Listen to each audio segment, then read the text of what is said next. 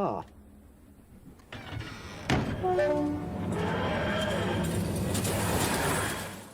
I swear any time I record in this room in the daylight, you can never control the lighting in here. It's always super unreliable. Oh well. Ladies and gentlemen, welcome back to the channel. I'm sorry, it's been a couple of weeks. I decided to go for a little winter weekend away to Poland and then just got ill continuously for about 2 weeks, so it kind of delayed my plans here with this video, so I apologise. But I'm finally here. I want to talk today about Payday 3, shocker, but I want to explore specifically whether or not I think Payday 3 can be saved. Some other Starbreeze partners have recently made videos talking about why the game has fallen off so badly, because the player numbers on Payday 3 have gotten abysmal. They are under 1,000 players quite often, and recently the player count went as low as below 100. Things are not good, okay? I don't think anyone is under any illusion there, and Payday 3's little strike team is quietly working away in the background trying to fix these problems. Today, I want to talk about my thoughts on Payday 3, where I'm at with it and what I want to see, but more in a kind of summed up version, because I've talked about it a lot at this point. But the main part of this video is to get your opinions, because I put a community post up a few weeks ago, ironically planning to record this literally ages ago, that's beside the point, but I wanted to ask you what you thought Payday 3 could do to return back to where it was with players, to get people back, if it's at all possible. So we're going to talk about that, as well as my own personal opinions, and just go over the general idea of whether or not Payday 3 can be saved. So let's do it. So first off, I want to just talk about my personal thoughts, where I'm at head-wise with Payday 3 and creating content for it in general. You've probably seen I've been posting a little bit more about my second channel, Troy's Thoughts, and I'm going to plug it again now, honestly, because I just need to talk about other stuff than Payday at the minute, because at the minute, my head is kind of a little bit Payday'd out. It happened a little bit after launch, where things started to dip off the end, and then there was about the month where we didn't get any information, let alone any updates, and the same thing's happened again now. I had an attitude with Payday 2, where after about 8 years of playing it and making content for it for the most part of that period of time, I'd got to the point where I was saying quite happily on streams, oh, I don't really play the game casually anymore. I play it for live streams, I play it for content, that's about it. I don't play it casually. Unfortunately, I'm at the same point already with Payday 3. I did not expect that to happen, I didn't want that to happen, but I am not playing Payday 3 at all unless there is an update or I fancy streaming it, and it's arguably a worse situation because I'm not even streaming Payday 3 at the minute. If you go onto my Twitch, you'll see the last 3 streams I've done, or last 4 streams, 3 of them have been Baldur's Gate 3. I used to do Payday every week, and I'm at the point now where I'm not even really enjoying playing it every week, and that's not good, and I want that to change. And I want it to change soon. But why is that the case? Why is Payday 3 falling off for me personally? Honestly, it's just the overall framework of the game. Now, I will stand by what I've said since June. I went into the preview build when we went to Sweden as the Starbreeze partners. We got flown out to play the game early. If you don't already know this by now, which most of you no doubt do, I stand by my comments on that day saying that the actual game itself, gameplay-wise, felt brilliant, felt much better than Payday 2. I genuinely still firmly believe and stand by my points that the actual core gameplay loop and the stealth mechanics of all that stuff is much better in Payday 3. That core framework, perhaps the most important part of the game, is solid, and it's really fun to play.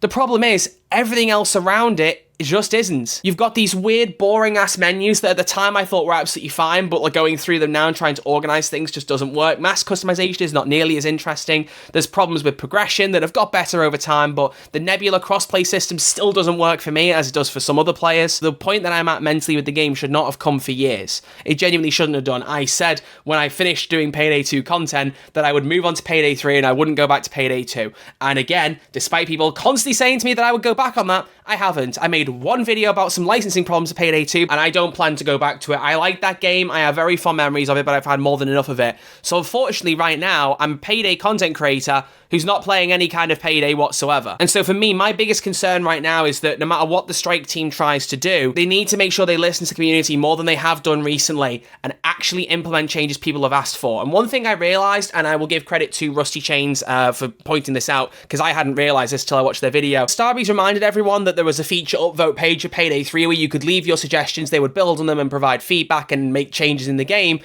And if you actually look at it, only one thing has ever been implemented. 2 things here are example reports to show you how to do things, and the only thing that's been fed back on was removing de novo, which happened before the game came out. So they've been talking about this page for ages to get ideas, but they've not marked a single thing as done, despite look what's at the top, offline mode, and there's a whole bunch of other things. Now, granted, some of these things were said on streams to not be happening. For example, make it possible to crouch jump inside the escape vehicle. Andreas talked about this on a stream at one point, saying it was harder to implement than it was in Payday 2, but they could mark it as done. They could mark it as responded to, anything like that. But it just looks more as though they've left this open and gone, okay, put some things in here, and then they just ignored it. And now, because the game is really doing badly 4 months later, they're like, oh, maybe we should look at this. And I think generally just the whole attitude to how feedback has been handled until now has not been good. Now, I do think the Strike team will hopefully change that. I really hope it isn't just a buzzword to be like, we're suddenly going to listen to you now. But until that point comes, I'm not going to be playing the game very much. I want to try and motivate myself to stream it, but I'm really struggling to. And I know other content creators feel the same way. And in some ways, as they've said, I do feel partially responsible that when we went to that preview build in June, that we hyped up this game and said how good it was going to be, and then it turned out to be the way it is. As I said, I stand by the points I made, but the problem is, when we played it, we only had a few hours. We could really focus on the core gameplay loop and didn't really talk about much else around that. You know, offline mode not being a thing wasn't even mentioned in that whole thing, as far as I can remember. It feels like it was almost this very pleasant little couple of days where everything was perfect, and unfortunately the light was shined on everything once it became publicly accessible, and it really sucks. So to answer the question, can Payday 3 be saved? I can't answer it confidently, and that is what worries me, because it all depends on how the Strike team handles things. My comment sections are flooded with people saying Payday 3 is dead and they're not going to go back to the game. My recent Payday 3 streams have not done nearly as well as they used to. General interest in this game is lower than it's ever been. And to people who say, oh, Payday 2 had a terrible launch and it clawed its way back. In 2013, people could watch a YouTube video without footage of Subway Surfers being played underneath it like it is on TikTok all the time now. Attention spans are far worse than they used to be. And people will see something, get sick of it, and move on and not come back. The way that attention spans and people's attitudes towards games have changed over the last decade could not be ignored. I mentioned this on stream at one point, but one story that I like to think about is one of the YouTubers that I'm personally a fan of, Zanny, if any of you have seen him. He did a live stream when Payday 3 came out, intending to play it with his friends and no doubt make a video on it, and the servers completely crashed. So he instead went, I'll play Lies of P, got addicted to that, made videos on that, and never went back to Payday 3. To me, I see that as the average consumer. Someone who isn't super invested in Payday, wants to check out the new game, realises that it's dodgy and goes, do you know what, I'm not coming back. And I worry at this point there's too many people like that, whether they gave up at launch or after a few months like that, I've just gone, do you know what, I've had enough. And I really, really hope that's not true. This is not me fear-mongering or me saying the game is doomed. I really think it can be pulled back. I'm just not 100% sure until I see what the Strike team can do. Because until this point, they haven't made good on the requests to the community, they've ignored the most common feedback. Until this point, everything's been on the table. I mean, the only thing that should be on your table is a computer, mouse, a games controller, and maybe something to drink out of, because hydrating is important. Maybe not a nerdy Marvel's cup like me, but something. You don't need every single Payday 3 feature on there. So start adding these things into the game, and I genuinely think confidence and public sentiment will improve. It's a question of what and when. But either way, let's talk about what you all are thinking about Payday 3. I'm going to look through some of the most popular comments on this post, get some idea for feedback, and offer my thoughts on it so that I'm not just throwing everything at you with using the community's voice. I think it's just as important, if not far more important, than what I have to say. So, let's look at the top comment and see what we've got here. Lenxy, I don't know how I'm saying your name, heaps of free content, offline mode, in-depth pre-planning, more variety and replayability in heists, make escapes more exciting, better mask customization, and a safe house. Basically, the closer they get to Payday 2, the better. Never has a sentence stung more than this one, because it is true. It is so true. I mean, unfortunately, Payday 3 had a lot to live up to with Payday 2, but it should have been a slam dunk to get the core gameplay, and then all the main features in the menus and how the game flows, just to get it right, you know, from 10 years of experience, and unfortunately they didn't. Things like heaps of free content, that comes over time. I wouldn't use that as a big criticism right now. You have to see what happens there. Offline mode, I mean, how many times have we got to go over this one before I get blue in the face? I've already got blue in the face. I could put a filter on my face right now to make me blue if I can be bothered to edit it, but that's the point. I'm so sick of saying it, but I tweeted out the other day, I played Payday 3 for the first time in weeks last week, sorry. I went to do a solo stealth of Golden Shark, got about 20 minutes in, and then I had a tiny little blip on my internet connection, not even enough to take me offline on my computer, and the game threw me out. So I turned it off for half an hour. I then turned the game back on, went to try it again, and my game crashed as the heist started up. And offline mode would prevent a lot of that. It would stop these tiny little internet issues that I have in a very good internet connected area compared to people who just have much worse connection and have even more problems. It's been staring them in the face for so long, And I don't care what they say about how hard it is to implement. It's their job to respond to community feedback, and this is a thing they need to do. In-depth pre-planning is another great waste. I mean, that was such an important part of Payday 2. Even being able to see a blueprint layout of the map will be better, but the fact that we can request favors like armor bags and ammo bags and not choose where to put them in the heist, it's these little things that just should be there. I mean, yeah, it wasn't at Payday 2 at launch, but it was there a year later. You know, it's not an excuse, not personally for me. More variety of replayability in heists is a very good point, because when you think about it, there's not much RNG when it comes to Payday 3 heists. It's quite unfortunate in that front. Once you know how to play the heist, it's very similar in each playthrough. It's very, very similar. A couple of spawns might change for some heists, but it doesn't feel nearly as varied as Payday 2. Making escapes more exciting is a debatable one. I mean, I'm personally not the biggest opponent of escapes being removed in Payday 3. They got very dull in Payday 2, and I think everyone realised that. So if they can make some cool escapes, I'd be down for it, but maybe make them part of the heist rather than a separate level. I don't know. Mask customization, I stand by as one of the most disappointing things in Payday 3. The fact that it hasn't changed at all since 2 means that I just don't care to customize masks. I put a couple of patterns on, and that's it. I stopped customizing masks in Payday 2 after a couple of years, and I've stopped caring already now. And finally, the safe house. Again, I could personally take that or leave that, because it was something that was done for having a safe house. It was used a bit for the secret, but it wasn't really that beneficial. And I'm personally not bothered if we don't get that. Is that a hot take? I don't know. I don't think that one matters, but let me know in the comments if you think I'm talking out my backside. Moon-istic has said, I believe it can win back at least 20 to 40% of its launch player base. Interesting figures. Where have you pulled those from? But if they add more heists and quality of life features, fine, that comes over time. Offline mode, obviously yes. More weapons, better menus, etc. But winning back all the player base is only a dream as of right now. That's kind of like my attitude. I think they can pull things back, but right now it feels like a distant fantasy. But hopefully that can change. And honestly, the better menus thing, I want to draw a point to that, because I honestly feel like, as I said, when we played the build in June, I mean, they didn't even let us show the menus at the time. I know Mario mentioned that in his video recently. They were very kind of cagey about us showing off the menus, and it was given like the impression that, oh, these things will look different when the game comes out. They don't look different at all, by like a little change of a logo and now recommended challenges. There's no real change there. So that was a bit of a letdown. But honestly, yeah, I think the overall vibe of the game could do with improving, and having a better menu with a lobby browser and just a bit more on the screen that doesn't feel like a devoid Call of Duty menu. I really have become quite pessimistic of that over time. More I look at it, I'm like, yeah, it really is just the most bland-ass menu you could possibly have. So that needs to be improved for sure. More weapons, I agree, in offline mode. Need I say any more? J146 would love to see more classic feeling heists with more banks, jewelry stores, armored trucks, etc.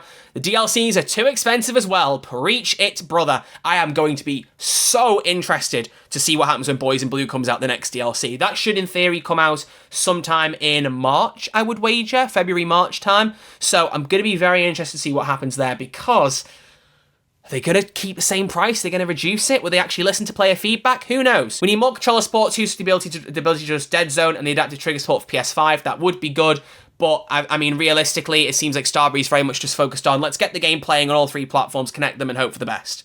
Like, that sounds, like, really pessimistic, but it is true. That is basically what they've done. And for the most part, it's worked. But for some people like me, Nebula still doesn't work. I've told this story a million times at this point. When I had Ian Russell on to play Cook-Off with me in November, I couldn't just invite him to my game. I could add him as a friend, but I couldn't invite him. I had to invite someone else on my friends list on the same platform as me, who then could cross-play invite Ian Russell. They had to add him as well so he could join. That should not happen. And I've heard no fixes with regards to Nebula. I've reported to Starbreeze many times. I've had conversations with people working in the company to try and get it fixed. Nothing. So, you know, that would be great, but who knows? So any console-specific fixes, I doubt right now until they fix more core things in the game. But even then, will they address Nebula? Probably not. I do think part of that comes down to Starbreeze being overly optimistic. They ran into this game thinking they could handle the crossplay stuff with zero experience of it, and it's not worked as well as they'd intended. These things happen. There's not really any incentive to get more money in the game now that I have a couple of guns and outfits. It just feels like doing heists for the sake of it. I mean, to be fair, in its defense, that is a problem you're going to get regardless of the Payday game. I do honestly think that. And I would argue Payday 3 does it slightly better than Payday 2. In Payday 2, within a couple of hours, you had too much money. In Payday 3, you can get the C-stacks, and it takes a bit longer to build up the money, but it is still a problem. I think the reason people are more hyper-aware of it is because there hasn't been a great deal of content updates since the game came out. We started to think we were getting some, but this month there's been absolutely nothing, and the longer you go without an update, without things to get hold of, the more hyper-aware you become of the fact that you're playing and not really doing anything with the money. So that's kind of a problem that can be solved if they really keep the update cadence consistent, which it looked like they were going to, and now they haven't. Panthers Freak thinks it can win back about half of the player base, but the big thing is to focus on what the players want and not what the team wants the game to be. I feel like the team has a vision in mind for the game, but I think they need to pivot and add things that worked in Payday 2, and a great start would be offline mode. So many players refuse to play because this is not supported, and this would be a great first step to winning players back. I very much agree. It's very important to remember that you should have a symbiotic relationship between what the developers want for the game and what the players want for the game, and it's very important to maintain that balance, because you cannot just pander to the entire crowd. When people pander too much to what the people want, you end up with a mess. However, if you pander too much to what you want and don't listen to the people, you then get a product that people don't want to play. It's about achieving that balance. A lot of requests get made and they're like, we see you, but we think this. And there's only so many times you can say that before it feels like you're not listening to the players. And it might not be that you're not doing that. I totally get it. It might well be that you're just trying to take things on board and trying to discuss it internally, but when you discuss things for as long as you do and don't report back, it makes it sound like you're just trying to appease people and be like, oh yeah, we'll listen to you, and then not do it. So it's all about action speaking louder than words. GDLA saying, I think the timing and how long it took to fix something so bad is really hard to believe. I am now enjoying the game, but I find it hard to get any of my friends to play it with the amount of content and the poor UI. It needs something huge like Big Bang was back in the day to regain the hype. The price hike for DLCs is also very concerning for the future of the game. One heist costing a quarter of the game price, at least where I live, is absolutely insane. I added absolutely in there to show that I agree with that, because yes, very true. I mean, I stand by that after Update 2 with Cook-Off and Turbid Station, that there was a bit more being added to the game that felt like, oh, this is good, the game is fun to play again. It's true. But I can't help but think back to hyping my friends up and being like, oh, mate, look, I played Payday 3, you've seen me talking about my videos, genuinely, this is going to be great, it'll be a game for us all to play together, because I don't know about anyone at home who plays with their friends on online games, but I feel it's harder to pull friends into different games these days. A lot of things feel the same, it's hard to find games everyone wants to play. You know, for me, the most often thing that I do is play Fortnite with my mates because it's a reliable bit of casual fun, maybe the odd bit of Call of Duty, but that's unreliable at this point. So I was excited for Payday 3 to be the game where I was like, yeah, we can get back into it, but none of my friends play it now. None of them care. Some of them didn't try it much when it came out because of the server issues, and others have just fallen off because there's not anything interesting happening and they're not hooked on the game. I mean, if I wasn't a content creator, would I even be thinking about Payday 3 anymore? I'm going to refuse to answer that question because I don't think I'd like the answer, but you get the point. It's not good. It genuinely isn't good. So I really agree there. And again, the price hike for the DLC is ridiculous. I fully understand increasing it for the sake of inflation. You only have to look at the price of Lego over the last 10 years to see how much that's changed. But the fact that, as you say, a heist cost a quarter of the game price, how that got approved is anyone's guess. I just don't get it. Okay, we're going to end with one more comment, and this one comes from the Return of Sack, because this one looks like a very long one. It might be a nice little mini essay to sum things up on. Server browser with playstyle indication. I want to play Overkill difficulty and loud, and it's impossible to find similar players by chance. This is one of the most important things and needs to be in one of the next updates. I firmly agree. The more I play the game, the more it irritates me. Call it something different if for narrative reasons you don't want CrimeNet to exist. But the fact that you pick a heist and then pick a difficulty means you're technically matchmaking into a whole range of different pools.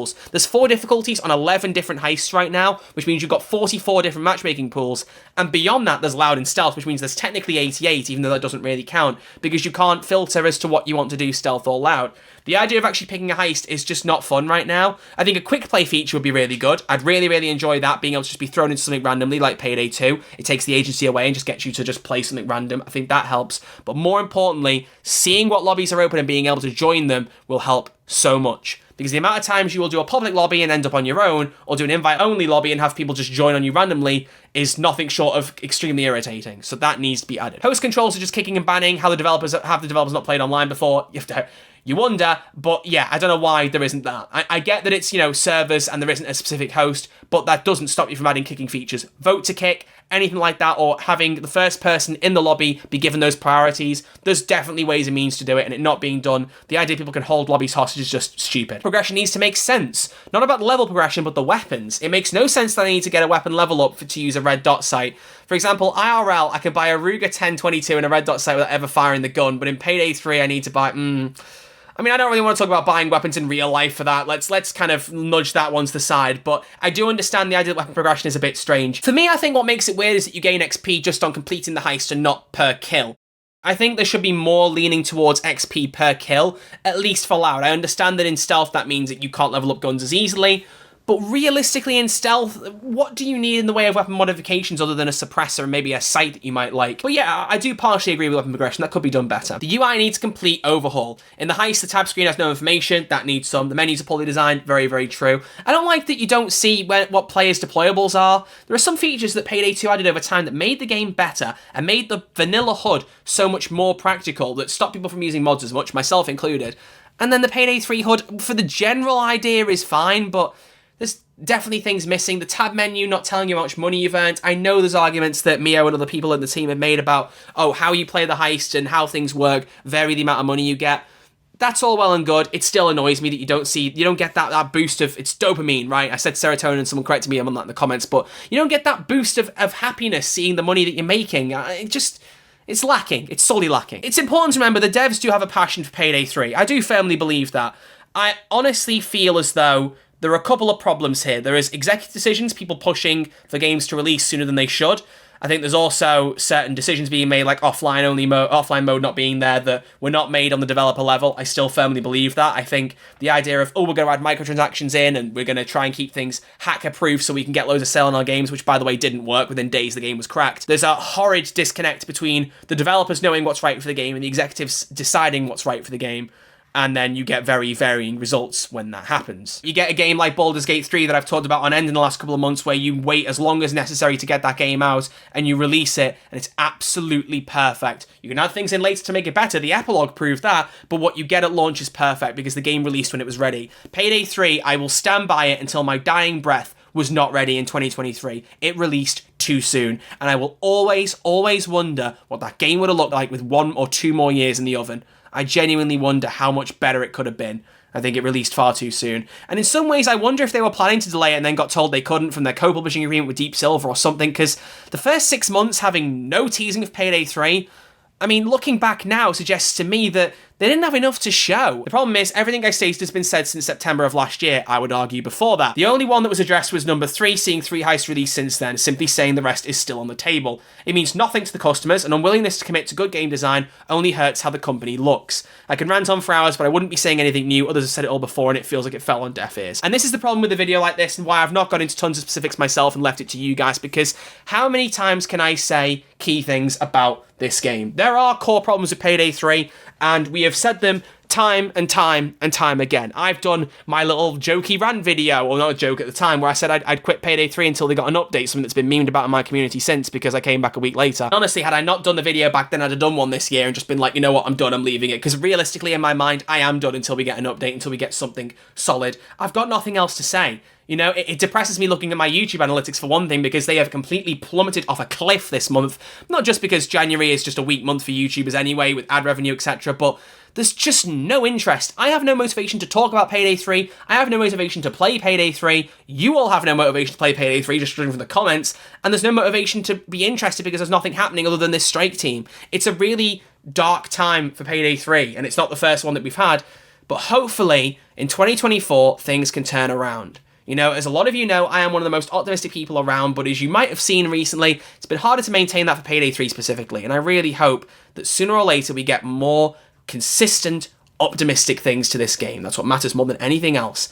And that feature upvote page needs to be looked at. The strike team needs to finally just fall on its own sword and accept some things that we want in the game that they have not been able to do until now. Stop saying things are on the table just because they're saying we don't want to promise and then not deliver. No, make it happen and do what the players want, because honestly right now, there is a non-zero chance Payday 3 will die a death. It will not be a dead game for a meme. It will be a dead game full stop.